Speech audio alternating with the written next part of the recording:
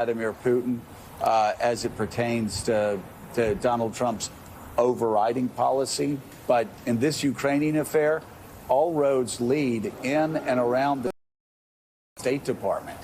And somebody that put country first would be out front calling out the activities of all of these people that usurp the power of the State Department, that have continually lied, that have undercut America's prestige across the globe.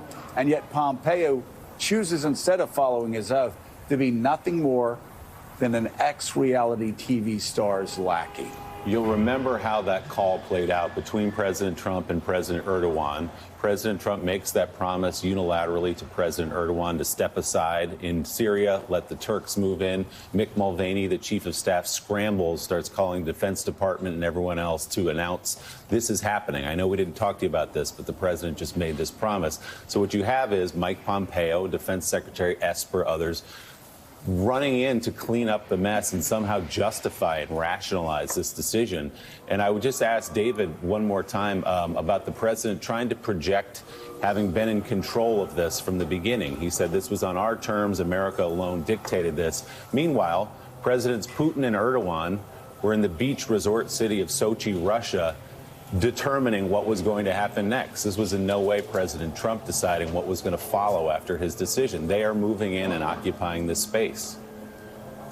Well, you put it just right. That is what they've done. They've taken sometimes literally the physical military positions and moved into them, but certainly they've moved into the diplomatic space. They are the people you got to talk to. That they are the deal makers.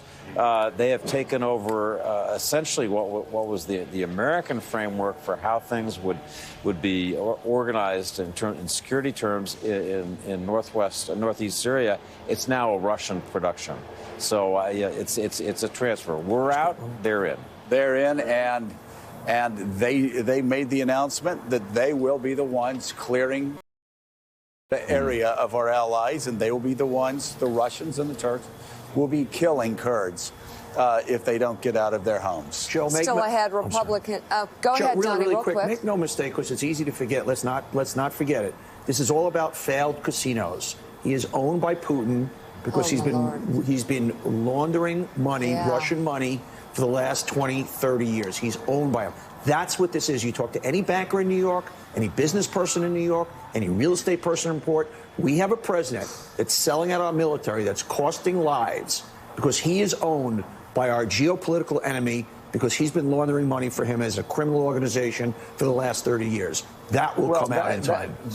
That is speculation, and only speculation right now. I will say that it is speculation among New York bankers who have loaned Donald Trump money in the past and who have been following his business career for 30, 40 years. But I think we all will be absolutely fascinated when we finally figure out what Vladimir Putin has on Donald Trump and why Donald Trump has surrendered the Middle East, helped ISIS, helped Iran, helped Russia, helped Turkey, helped all of our enemies, and betrayed all of our allies. You know, a lot of people think that